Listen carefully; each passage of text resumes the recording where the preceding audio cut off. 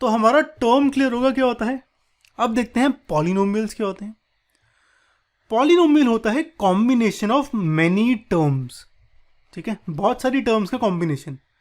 जैसे सपोज ये लॉग है, तो यहाँ पे इसको टर्म मान लेता हूँ, इसको टर्म, इसको टर्म, इसको टर्म, और ये जुड़े हुए हैं, ठीक है। कैसे जुड़े हुए हैं, मैं मान लेता हूँ ऐड से या सब्ट्रैक्ट से जुड़े हुए हैं, ठीक है। यानी पॉलिनोमियल है काफ़ी सारे टर्म्स का कॉम्बिनेशन जहाँ पे ये प्लस और माइनस से जुड़े हुए हैं, ओके। और टर्म्स क्या होते हैं मेरी, नंबर और वेरिएबल का मल्टीप्लिकेशन, और यहाँ पे इन टर्म्स के बीच में मेरा एडिशन हो रहा है या सब्ट्रैक्शन हो रहा है, ठीक है। और ये जो टर्म्स हैं ये जितनी मर्जी हो सकती हैं, ठीक है, उससे कोई फर्क नहीं पड़ता, पर इनफाइनाइट नहीं होनी चाहिए, वो उस पर भी आते हैं, टेंशन ना लो, ठीक है। ओके, अब कुछ स्पेसिफिक नेम देख लेते हैं पॉलिनोमियल के।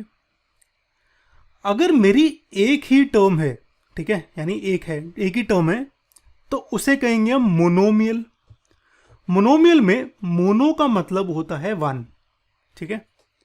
ऐसे ही अगर दो टर्म्स हैं, बीच में प्लस हो या माइनस हो उससे कोई फर्क नहीं पड़ता, अगर दो टर्म्स हैं तो इसे कहेंगे बाइनोमियल। यहां पे बाई का मतलब होता है टू। सिमिलरली अगर तीन टर्म्स हैं तो मेरा क्या होगा, तीन है तो ट्राई, और नोमियल मतलब, अच्छा यार यहां पे नोमियल का मतलब होता है टर्म्स, ठीक है। मोनो का मतलब वन, बाय का मतलब टू, ऐसे ही ट्राइनोमियल में ट्राई का मतलब होता है थ्री और नोमियल का मतलब टर्म्स। तो ट्राइनोमियल में तीन टर्म्स होती हैं, ऐड कर लो सब्ट्रैक्ट कर लो कोई फर्क नहीं पड़ता, पर नंबर ऑफ टर्म्स थ्री होंगी, ठीक है।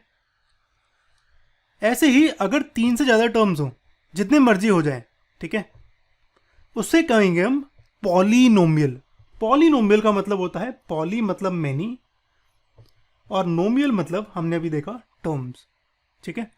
तो पॉलिनोमियल में हमारी एन टर्म्स होती हैं, मैनी टर्म्स होती हैं, ठीक है।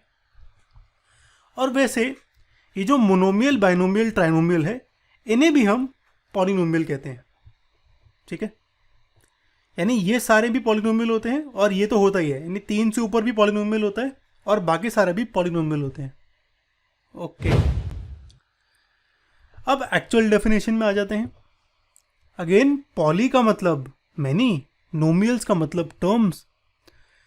फॉर एग्जाम्पल अगर ये है मेरा पॉलिनोमियल, तो अब यहाँ पे देखो मेरा क्या है, मेरे पास वेरिएबल है एक्स, अच्छा पहले तो कांस्टेंट है मेरे पास 3 - 5 3, वेरिएबल है एक्स और वाई, और मेरे पास पावर है वेरिएबल की 3 2, ठीक है।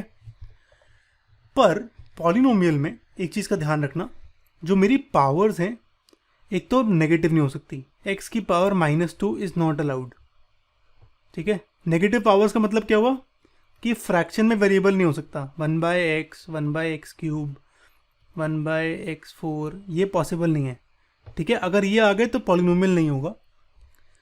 दूसरा केस होता है कि मेरा फ्रैक्शन में x नहीं हो सकता, यानी पावर फ्रैक्शन नहीं हो सकती, ठीक है। x की पावर हाफ, x की पावर 3/2, 1/x की पावर हाफ, तो ये सारी चीज़ें अलाउड नहीं है, ओके।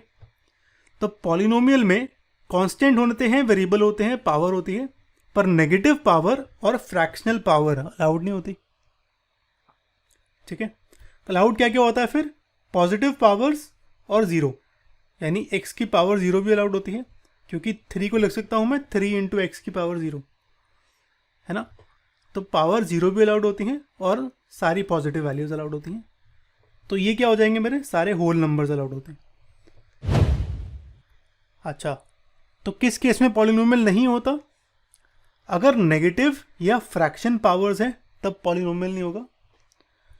और दूसरा केस जब नंबर ऑफ टर्म्स इनफाइनाइट नहीं हो, यानी अगर मैं पॉलिनोमियल को लिखूं x4 + x³ + x² + 1 को ऐड करता जाऊं और इसको ख़त्म ना करूं, यानी डॉट डॉट डॉट डॉट और चलता जाऊं, तो इसका मतलब वन जो ऐड हो रहा है वो कभी ख़त्म नहीं हो रहा, यानी इसकी नंबर ऑफ टर्म्स इनफाइनाइट होगी। ठीक है, अगर नंबर ऑफ टर्म्स इनफाइनाइट है तो ये पॉलिनोमियल नहीं होगा। ठीक है, ये चीज़ का ध्यान रखना। सिर्फ ये दो केस होते हैं जब पॉलिनोमियल नहीं हो सकता।